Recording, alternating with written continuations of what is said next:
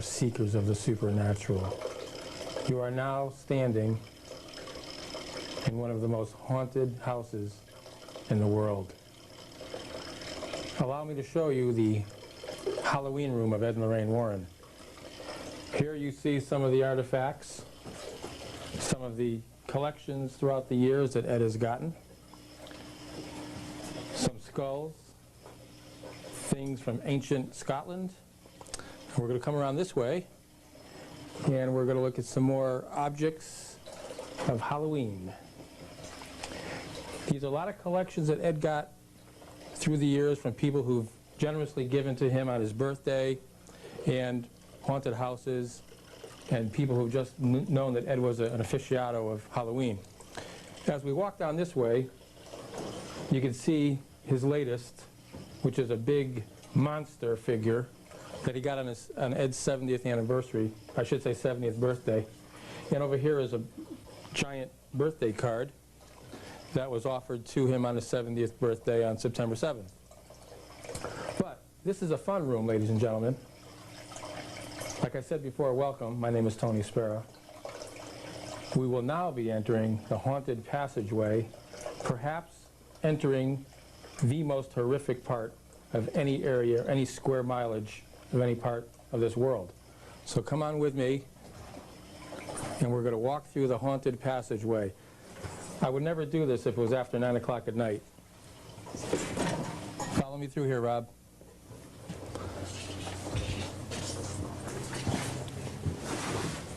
As you can see here, it looks almost like a dungeon as we progress through this haunted passageway. Sounds like the Hound of the Baskervilles.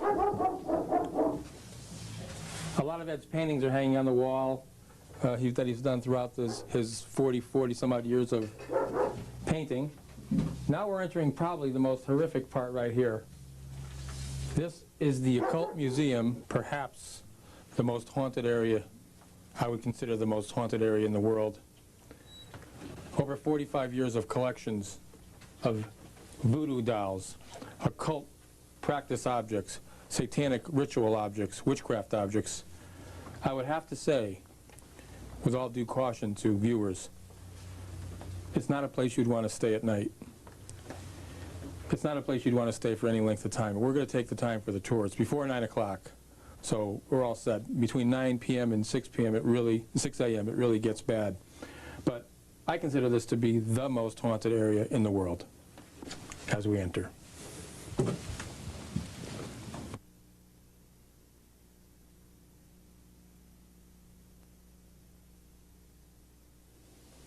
here we are, and perhaps the most haunted area in the world. That's what I would say. I would say that it is one of the most haunted areas because of the many things here, Tony, that come from all parts of the world.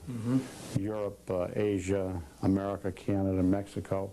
This is a collection of items on the occult that have been used in diabolical experiences by many different types of people into black magic, wizardry, sorcery, and so forth. These are all things that you then would consider evil, Ed? Oh, positively.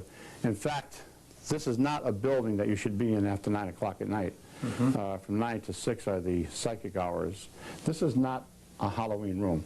This is the real thing. Okay. Many of the objects in this room here have had dire effects on people.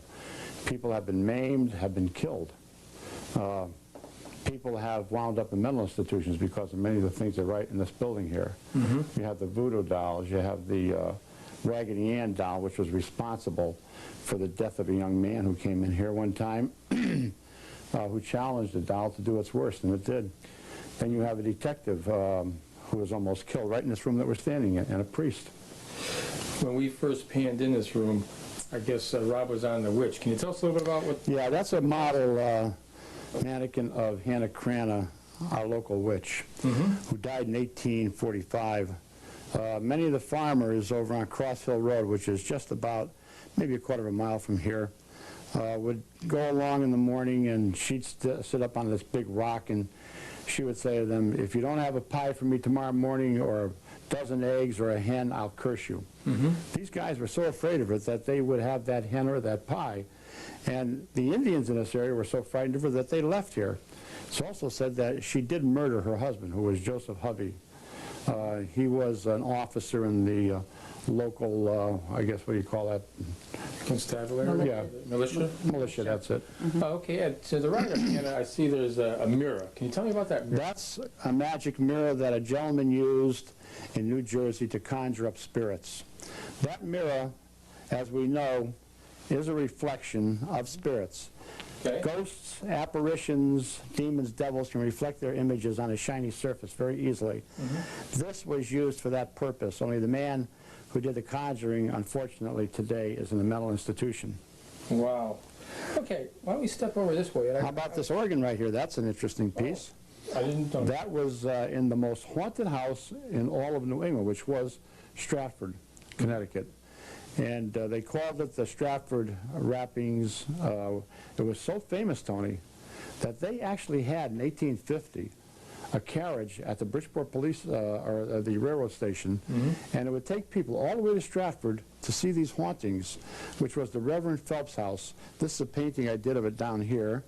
And Hannah Cranna, the witch, and another witch by the name of Goody Bassett were very involved in black magic at that time. In fact, Goody Bassett was hung near the old railroad station for her witchcraft practices. But this organ was in that house for many years. A gentleman had purchased it. He collected organs, but when it started playing on its own, he wanted to get rid of it. And he called me up and told me where it came from, and he'd like to get rid of it, so I took it. And we've heard this organ play 3 times, the strains of it coming up through the passageway into our Halloween room, up the stairs, and into our bedroom. Wow, that's amazing, Ed. Ed, I want to point out these statues, or what? Yes. Voodoo dolls? These are fertility dolls from Africa. Over here you see the one which is covered with human blood, and there are 7 of them that were stolen from a witch doctor. You do not steal things from witch doctors ever. Now, the man who stole them died a terrible death. The man he sent them to, who was right in Bridgeport, Connecticut, he and his wife suffered for 2 years and then finally died. You don't steal things from witch doctors. I'd say not. Why don't we head over this way? But while we're heading this way right here, I see this book here.